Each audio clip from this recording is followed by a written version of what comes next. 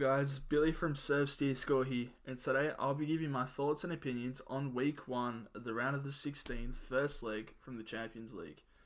These matchups include Atletico Madrid taking on Liverpool, Borussia Dortmund facing PSG, Atalanta who hosted Valencia, and Tottenham who took on RB Leipzig. As usual, these are my opinions, and I may include the opinions and thoughts of others, but feel free to voice your own opinions in the comments below. Just go about it the right way. But before we kick off this video, I'd like to make sure that you give this video a thumbs up and hit the subscribe button so I can build my channel and so you'll never miss an upload. Firstly, we will discuss the matchup which saw Atletico Madrid taking on Liverpool. We shall kick off the scores, in which turned into a 1-0 win to Atletico Madrid in a very, very surprising result in the eyes of many. ESPN FC panelist Steve Nicole even said, and I quote, "That was Liverpool's worst performance in 12 months," end quote. Liverpool dominated this game when it came to possession, with holding 73% of it throughout the whole game, and they even had more shots than Atletico. However, that was simply not enough to stop Atletico from sneaking in an early goal and holding off Liverpool to get the win.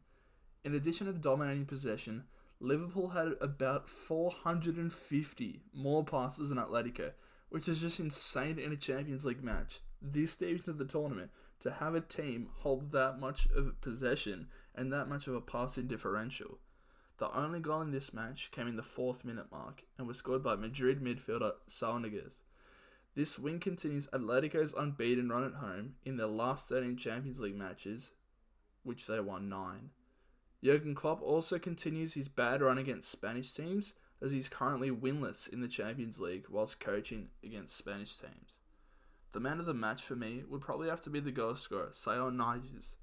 Despite having a fairly iffy season, he's managed to turn it up in the Champions League and holds goals against good opposition, and they all come at very important times.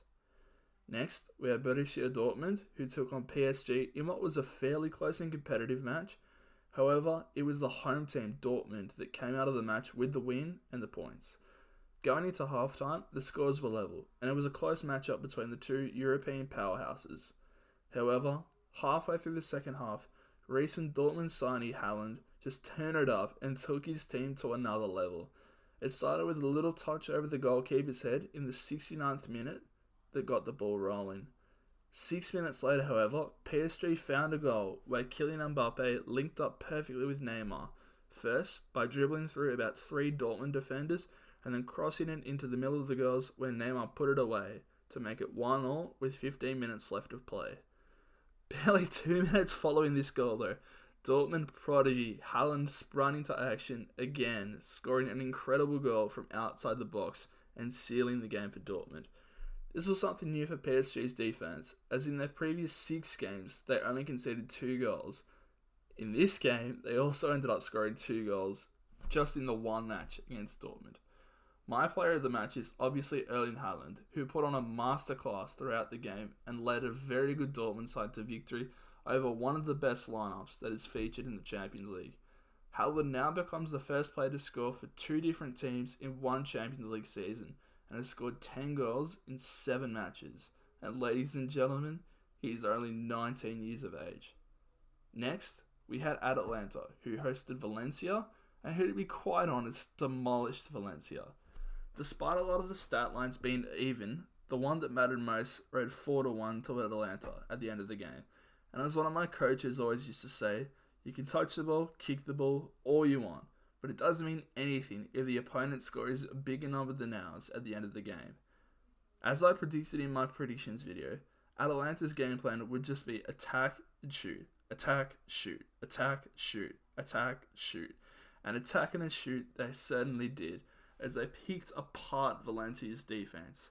However, what I did not pick was just how well the Atalanta team would play.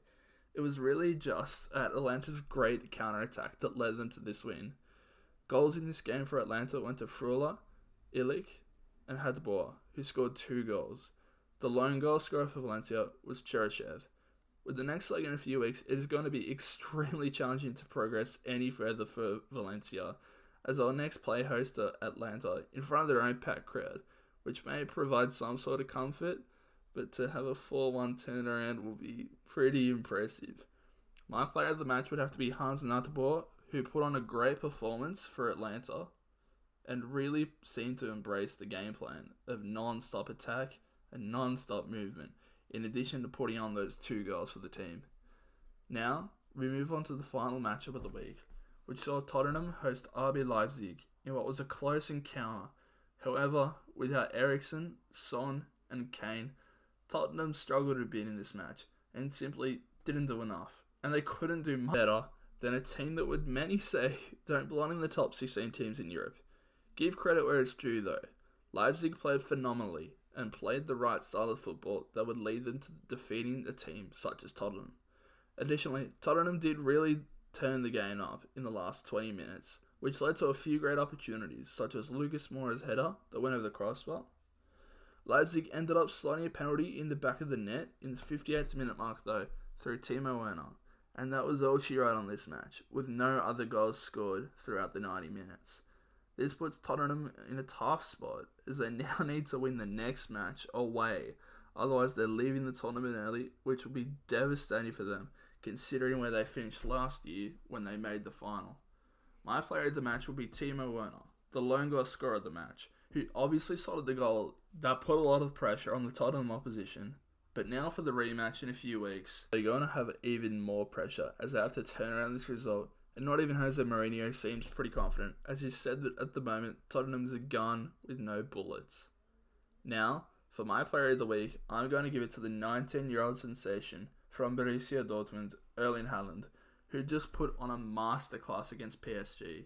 Scoring 2 goals against one of the best teams in the world is just phenomenal. And not only did he just score those goals, he led his team to victory and boosted their confidence and got them going when they really needed it most. Thanks guys for watching. Don't forget to like and subscribe. I've been Billy from Serves D Score, and I'll see you on the next video.